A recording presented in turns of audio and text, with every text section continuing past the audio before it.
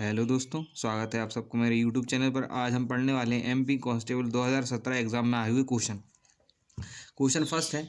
हम स्टार्ट करें question number first से। क्वेश्चन लिखा हुआ है कि यदि 3x + 2y = 12 है तथा xy = 6 है तो हमें 9x की पावर 2 + 4y की पावर 2 की वैल्यू फाइंड करना, ठीक है ना। तो इस क्वेश्चन में हम क्या करेंगे, अनुमान विधि का प्रयोग करेंगे, ठीक है ना। हमें पता है कि एक्स वाई का गुणा कितना दिया हुआ है, 6 दिया हुआ है। तो हमें दो ऐसी संख्याएं देखना है जिनका गुणा कितना होता है, 6 होता है। तो जैसे हमें पता है 1 और 6 का गुणा 6 होता है, 6 और 1 का गुणा 6 होता है। तो हम देखिए यहाँ पर अगर 1 रखता हूँ मैं तो 1 तिया 3 होता है और 6 दूनी 12 और 12 3 हो गए 15। और यहाँ 6 रखता हूँ, 6 तिया 18, ठीक है ना। और 2 एकम 2, 18 2 कितना होगा 20। तो ये नहीं होगा। अब मैं यहाँ x की जगह 2 रख के देखता हूँ। जब मैं x की जगह 2 रख के देखूंगा तो 2 3 6 होगा और y की जगह मुझे रखना पड़ेगा 3, क्योंकि x और y गुणा कितना 6 है। तो जब मैं y की जगह कितना रखूंगा 3, तो ये 2 3 कितना हो जाएगा 6 और ये भी कितना हो जाएगा 3 दूनी 6। तो आपको पता चल गया 6 और 6 होते हैं 12। तो मतलब ये करेक्ट है। मतलब हमने x की जगह क्या रख देना है, 2 रख देना है और y की जगह कितना रखना है, 3 रखना है। तो अब देखिए हमें वैल्यू चाहिए 9x की पावर 2 + 4y की पावर 2 की। तो देखिए 9 की जगह 9 रखेंगे, x की जगह हमें 2 रखना है तो 2 की घात 2 रखेंगे, प्लस 4 की जगह 4 रखेंगे, y की जगह हमें 3 रखना है। अब देखिए ध्यान से, 9 2 दूनी कितना हो गया आपका 4, 4 जैसा कहते हैं 3 तिया हो गया आपका 9, 9 चौको 36 और 9 चौको ये भी कितना 36 और 36 और 36 जोड़ेंगे तो आपका आंसर कितना आएगा 72।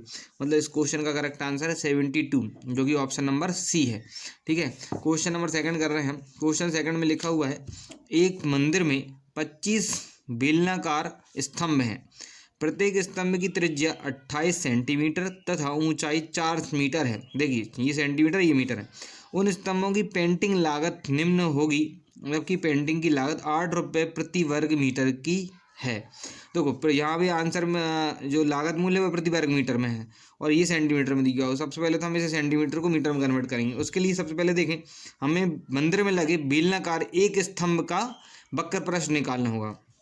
तो हम सबसे पहले जब भी ऐसा क्वेश्चन आएगा स्तंभ का तो हम देखते हैं हमें क्या निकालना रहेगा, वक्र प्रस्थ निकालना पड़ेगा। तो हमें पता है कि बेलन का वक्र प्रस्थ क्या होता है भाई, बेलन का वक्र प्रस्थ ये आपको 9th-10th में पढ़ा होगा। तो आपने क्या देखा है 2πr/h जो होता है बेलन का वक्र प्रस्थ होता है। अब देखिए 2 तो 2 रहेगा, पाई की वैल्यू आपको पता होगी कि 22 बटे हमें कितना रखना 7। आर कितना दिया हुआ है, देखो आर दिया 28 सेंटीमीटर। 28 सेंटीमीटर को मीटर बनाने के लिए कितने से भाग कर दूंगा, 100 से। 1 मीटर में 100 सेंटीमीटर होते हैं। अब देखिए मीटर में देखिए ऊंचाई दी है तो 4 मीटर जैसा करने से लिख देंगे। अब ये आया कितने का, एक स्तंभ का क्षेत्रफल। अब हमारे पास स्तंभ कितने हैं 25, तो 25 का गुणा और कर देते हैं। और 1 मीटर की घात 2 की मूल्य कितना है 8 रुपये है। तो ये जो निकलेगा ये मीटर की घात 2 में निकलेगा। तो इस पूरे का मूल्य चाहिए हमें, तो 8 का और गुणा कर दो भाई।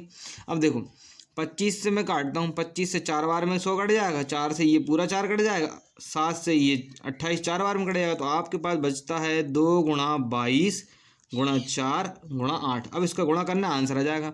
देखिए ये 22 दूनी हो गया आपके 44 और ये कितना हो गया आपका 4 × 8। गुणा कर लो बस, 4 चौको 16 की 6 यहाँ से लाइए, 4 चौको 16 और 1 17 और 8 से गुणा कर लो, 8 6 48, 8 6 48 के 8 यहाँ से लाई 4 और 8 7 56 और 4 60, 0 यहाँ से लाई 6 और 8 एकम 8 6 14। तो 1408 रुपये लगेंगे भाई वो 25 स्तंभों को पोतने के लिए।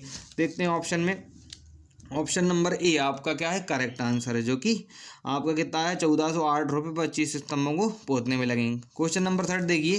क्वेश्चन थर्ड लिखा हुआ है आपका कि मेरी आयु 12 वर्ष के बाद उस आयु से 3 गुनी होगी जितनी 4 वर्ष पूर्व थी।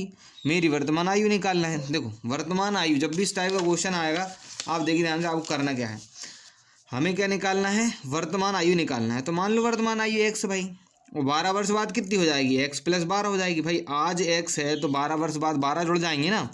और देखिए फिर क्या बोला है 4 वर्ष पूर्व, मतलब 4 वर्ष पहले की भी देख लो तो x - 4 होगी भाई। 4 वर्ष पहले 4 वर्ष कम होगी ना, तो कम है तो माइनस कर दिया। और उसने क्वेश्चन में अपन को ये बताया है कि उस आयु से 3 गुनी होगी। कब, 12 वर्ष बाद जो आयु है ना वो उस आयु से 3 गुनी होगी जो 4 वर्ष पहले थी। मतलब 4 वर्ष पहले की आयु से ये वाली आयु जो क्या थी वो 3 गुनी है। तो अगर x - 4 में मैं 3 से गुणा कर दूँ तो वो 12 वर्ष बाद की आयु के बराबर हो जाएगी कि नहीं। तो अब देखिए इसको सॉल्व करना है हमें। तो ये आएगा 3x - के 12 बराबर के x + 12। अब ये देखिए 3x जैसा कितने से x इस तरफ आएगा माइनस का हो जाएगा, ये 12 जैसे कितने से ये माइनस के उस तरफ जाएंगे तो प्लस क्यों जाएंगे। अब ये 2x बचे हैं आपके पास, 12 12 कितने हो गए आपके 24। तो x बराबर कितना आएगा 24/2 मतलब कितना 12। मतलब आपकी जो वर्तमान आयु है वो कितना आंसर आएगा 12 वर्ष, जो कि ऑप्शन नंबर क्या है आपका बी करेक्ट आंसर। देखिए क्वेश्चन नंबर 4 करेंगे हम। क्वेश्चन नंबर 4 लिखा हुआ है एक आयत ए बी सी डी के विकर्ण ओ पर मिलते हैं तथा यदि ओ ए बराबर 2x + 4 ओ डी बराबर 3x + 1 है तो x का मान ज्ञात करना है। सबसे पहले तो देखिए आंसर ये क्या दिया हुआ आयत दिया हुआ है। तो इस टाइप के क्वेश्चन जब भी आएंगे आपको तो आप पहले एक रफ डायग्राम बना लें। तो ये मैं एक छोटा सा आयत बना रहा हूँ, ये ए बी सी डी है। तो आयत के बारे में आपको चीज़ें पहले से पता होना चाहिए जबकि आपको क्वेश्चन करना है। तो देखिए हमें पता है कि आयत की चारों भुजाएं बराबर होती हैं, आयत के चारों कोण 90 डिग्री के होते हैं और आयत के दोनों विकर्ण भी कैसे होते हैं बराबर। तो विकर्ण की बात चल रही है यहाँ पर, विकर्ण क्या मिलते हैं मिल रहे हैं, इसलिए विकर्ण के बारे में बात की तो हम लिखते हैं कि ए सी जो विकर्ण है ना वो आपके बी डी विकर्ण के क्या होगा बराबर होगा। और विकर्ण जो होते हैं ना आयत के वो एक दूसरे को समान दो भागों में बांटते हैं, मतलब ए सी का आधा बी डी के आधे के कैसा होगा भाई बराबर होगा। तो देखिए ये ए से सी है, इसका आधा क्या ले रहे हैं अपन यहाँ से ओ पर मिलते हैं, उसमें क्वेश्चन में बोला है तो ओ ए, तो ओ ए और आपका बी डी का आधा क्या ले रहे हैं हम ओ डी, क्योंकि उसने ओ डी की बात करी तो हम ओ डी ले लेंगे। वैसे तो ये बराबर हो जाएगा ओ बी के और ये बराबर हो जाएगा है कि आपका ओ सी के, सब कुछ बराबर है, लेकिन हमें स्पेशली ज़रूरत का है कि ओ डी बराबर ओ ए की, ठीक है ना। और हमें ओ ए का मान दिया है 2x + 4, तो हम यहाँ रख देंगे 2x + 4 बराबर है ओ डी का मान 3x + 1, तो 3x प्लस कितना रख दिया 1 रख दिया। अब हमें कुछ नहीं करना है, इसको सॉल्व कर लेना बस। तो देखिए ध्यान से ये 3x है, ये मैं 2x को इस तरफ लेके आऊँगा माइनस के 2x हो जाएगा और उसके बाद देखें ये +1 है उस तरफ जाएगा तो -1 होगा। अब 4 में से 1 जाएगा तो 3 बचेगा, 3x में से 2x जाएंगे तो x बचेगा, तो x का मान कितना आया है आपका मान आया है 3। देखिए इस क्वेश्चन का आंसर आएगा x = 3। ऑब्जेक्टिव मैंने इसमें नहीं दिए हैं क्योंकि ऑब्जेक्टिव में 3 था ही नहीं, इसलिए मैंने जानबूझ के नहीं लिखे हैं, लेकिन इसका करेक्ट आंसर जो आएगा वो x = कितना आएगा 3 आएगा। क्वेश्चन नंबर 5 करेंगे हम। क्वेश्चन नंबर 5 में लिखा हुआ है दिए गए चित्र में ए बी समांतर है सी डी के, कोण ए बी ओ 100 डिग्री है ये तथा कोण ओ सी डी 110 डिग्री है, तो बी ओ सी निकालना है। तो डायग्राम में देखिए ध्यान से ये ए बी ओ और ओ सी डी, हम थोड़ा सा बड़ा डायग्राम बनाते हैं। देखिए इस तरीके से ये डायग्राम ऐसा है कुछ, ठीक है ना।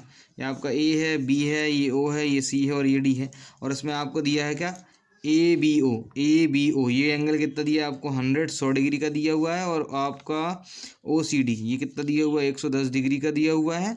आपको क्या निकालना है ये वाला एंगल सिर्फ बी ओ सी निकालना है, तो ये निकालना है हमें। सबसे पहले देखिए क्वेश्चन में बोला गया है कि ए बी जो है ना वो समांतर है काय के सी डी के, ये ए बी जो लाइन है ना सी डी लाइन के समांतर है, तो सी डी लाइन को मैं जानबूझ के इधर बढ़ा रहा हूँ। तो देखिए इससे क्या हुआ कि ये लाइन इस लाइन की कैसे होगी समांतर हो गई। अब हमें पता है कि ये पूरा एंगल कितना होता है 180 होता है, जिसमें से 110 दिया हुआ है, तो ये कितना बचा होगा आपके पास 70 बचा होगा, ठीक है ना। अब ये 100 डिग्री का है और ये वाला कोण भी इस कोण के बराबर होगा। क्यों होगा बराबर कि ये दोनों लाइन समांतर हैं, ये रेखा है तो ये दोनों कोण संगत कोण है, तो ये 100 है तो ये भी 100 है। अब हमें फिर से पता है कि ये दो पूरा कोण कितना होगा 180 होगा, तो ये 100 है तो बचा कितना आपका 80। अब देखिए 8 7 हो गए 15, 150 डिग्री का एंगल हो गया। अब ये हमें पता है कि त्रिभुज के 3 कोणों का कितना होता है 180 होता है, 150 तो ये हो गया, बचा वाला ये वाला एंगल, तो ये कितना हो जाएगा 30 डिग्री। तो इस क्वेश्चन का करेक्ट आंसर आएगा 30 डिग्री। देखिए ऑप्शन नंबर डी का करेक्ट आंसर है ऑप्शन डी। क्वेश्चन नंबर 6 करेंगे हम। क्वेश्चन नंबर 6 लिखा हुआ है एक वर्ग का क्षेत्रफल 16 वर्ग सेंटीमीटर है, तो वर्ग की भुजाओं के मध्य बिंदुओं को जोड़ने वाली रेखाओं से निर्मित वर्ग का क्षेत्रफल क्या होगा। तो देखिए सबसे पहले तो इस टाइप का जब क्वेश्चन आएगा तो आप एक रफ डायग्राम बनाएं। तो हमने एक ये वर्ग का रफ डायग्राम बनाया है और हमें क्या बोला गया है इसका क्षेत्रफल कितना है 16 वर्ग सेंटीमीटर। तो क्षेत्रफल क्या होता है भाई भुजाघात 2 जो कि कितना है 16, तो हम यहाँ से पता कर लेंगे भुजा कितनी आएगी। ये भुजाघात 4 चौको 16 होता है तो भुजा कितनी होगी 4 आ गई, ठीक है ना। तो इसकी प्रत्येक भुजा कितनी हो जाएगी 4 हो जाएगी। अब क्वेश्चन में बोला गया है तो वर्ग की भुजाओं के मध्य बिंदु, तो वर्ग की भुजाओं के ये क्या हो गए मध्य बिंदु हैं और मध्य बिंदुओं को जोड़ने वाली रेखाओं से निर्मित वर्ग, तो इनको जोड़ने के बाद क्या बना हुआ है एक वर्ग बना हुआ है और उसका हमें क्या निकालना है क्षेत्रफल निकालना है। भाई देखो एक चीज़ पता चल गई हमें कि ये पुराना वाला जो वर्ग था ना उसकी भुजा कितनी है 4 है, तो ये मध्य बिंदु है, तो यहाँ से लेके यहाँ तक ये कितना बचा होगा 2 बचा होगा, और ये भुजा भी 4 थी तो यहाँ से लेके यहाँ तक ये भी कितना बचा होगा 2। और हमें पता है वर्ग का प्रत्येक कोण कितना डिग्री होता है 90 डिग्री का होता है। अब मैं क्या कर रहा हूँ यहाँ से ये त्रिभुज बाहर निकाल रहा हूँ, ठीक है ध्यान से देखिएगा जरा। मैंने एक ये त्रिभुज बाहर निकाला जिसमें ये वाली भुजा भी कितनी 2 है और ये वाली भुजा भी कितनी 2 है। अब हमें पता नहीं है कि ये वाली भुजा कितनी है, लेकिन हमें पता है ये समकोण त्रिभुज है।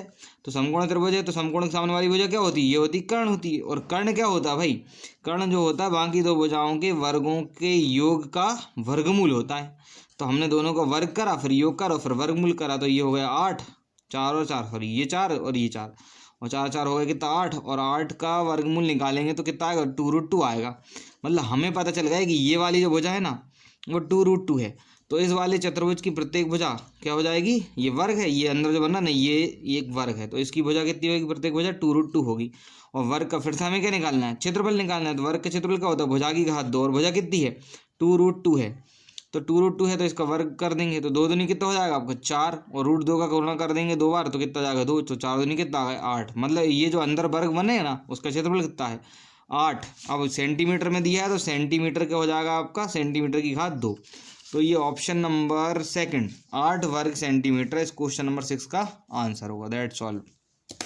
दोस्तों हमने कुछ क्वेश्चन करे हैं, आगे और भी मैं वीडियो बनाऊंगा। तो अगर आपको मेरा वीडियो पसंद आए तो प्लीज़ वीडियो को लाइक कीजिए और कमेंट करके मुझे बताइए कि आपको वीडियो कैसा लगा। और अभी तक आपने अगर मेरे चैनल को सब्सक्राइब नहीं किया तो प्लीज़ चैनल को सब्सक्राइब कीजिए ताकि आने वाले वीडियो का नोटिफिकेशन आपको मिलता रहे, और इसी तरीके से आप और भी एग्ज़ाम क्वेश्चन लगाते रहें जो आने वाले एग्ज़ाम में आपके लिए बहुत हेल्पफुल रहेंगी। Thank you.